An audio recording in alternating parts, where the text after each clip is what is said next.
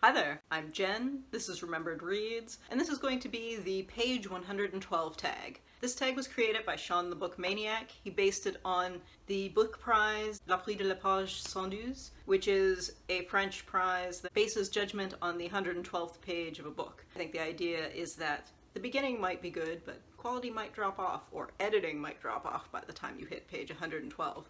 I wasn't tagged in the first round, but when I made a comment on the video, Sean suggested that I might be interested in doing this. And I thought rather than do some of the tags that I've had building up for 6 months, I might as well do this one.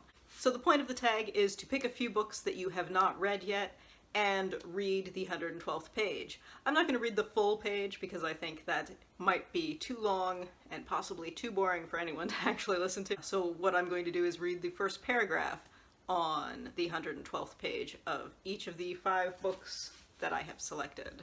I'm going to start with Michael Ondaatje's Divisadero.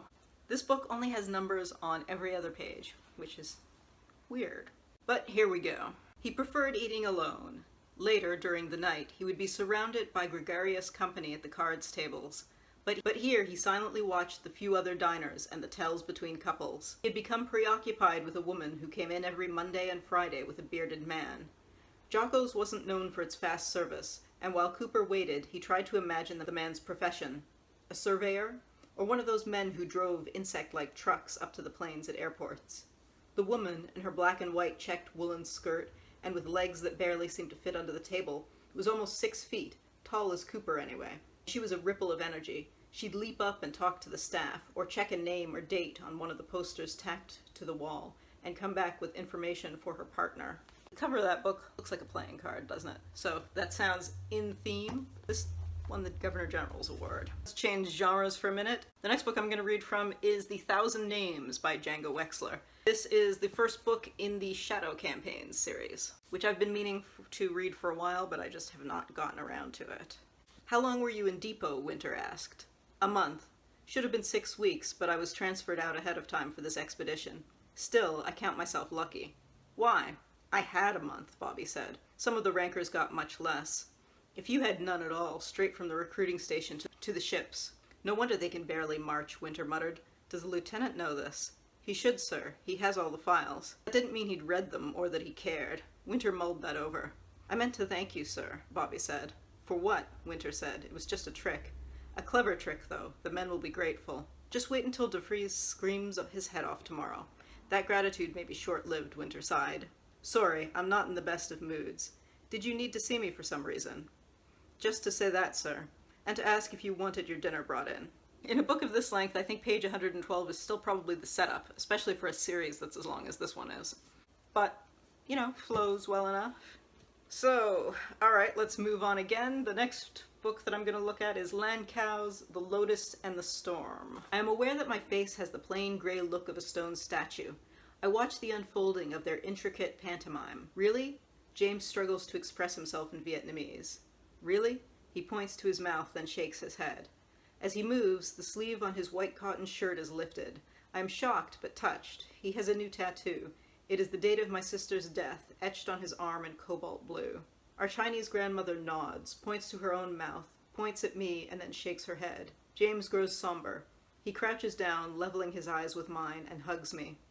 I put my hand on his back and feel the tight little knots I once touched with my heels and toes. He offers his finger for me to hook, but although I want to, I freeze. James smiles reassuringly.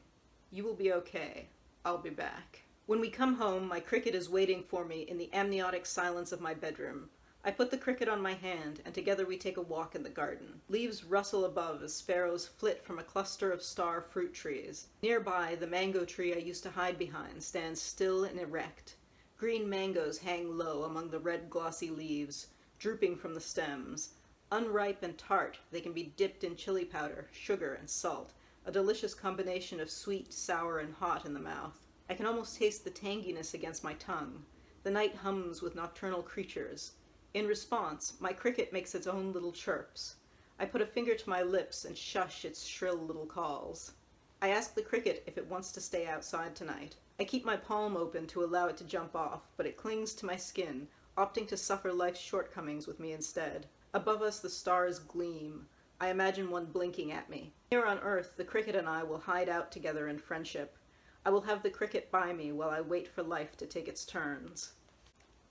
That sounded pretty compelling to me. I ended up reading twice as much of that page as I was originally planning to, so yeah, might have to push that up on the to-be-read list. Or I would if I didn't have 25 books out of the library that I need to read before they're due back.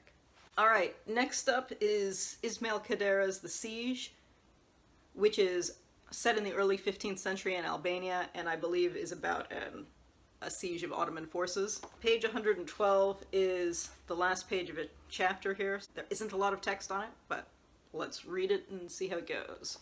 We also pointed out that an army capable of taking on the appearance of a horde of mercenaries, then of an iron monster, and then of a loose woman, must surely be a satanic force such as is rarely seen on earth. God alone knew what shape it would take on the tomorrow, whether it would turn into a raging tiger or a dead vixen.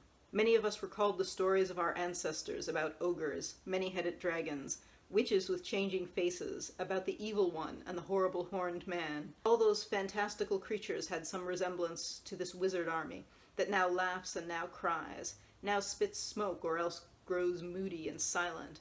The noises it makes can't be trusted. Even less trustworthy is its silence. That sounds fairly compelling. This one is translated, so who translated this? The translation is by David Bellos. Alright, and last book. This is We Should Never Meet by Aimee Phan. This is a book of short stories, so one never knows. Page 112 on this is super short. The jewelry box was slick around the edges, Vin realized, with the old man's blood. He opened the box carefully, and the gold and jewels blinked at him in the light of the street lamps. Precious. Beautiful. That's the end of that. So that was the end of one of the stories, so I assume I have spoiled myself on that. With this, obviously, it was the end of a short story, so that wasn't super successful, but for the rest of these, I found them all to be reasonably compelling. It might have been more interesting if they weren't compelling, because now I'm thinking I want to go on with those, and I'm wondering what the context is, whereas I think properly I should be trying to judge them on the quality of those segments. So it would almost be better if I didn't find them compelling, if I found them interesting, maybe. But that was my sad little attempt at the page 112 tag. So thank you to Sean for creating this. I will try to do a better job of this next time. I might try to do it with nonfiction because I feel like I might be more likely to be able to make some objective comments about that. So I might try this one more time in a bit.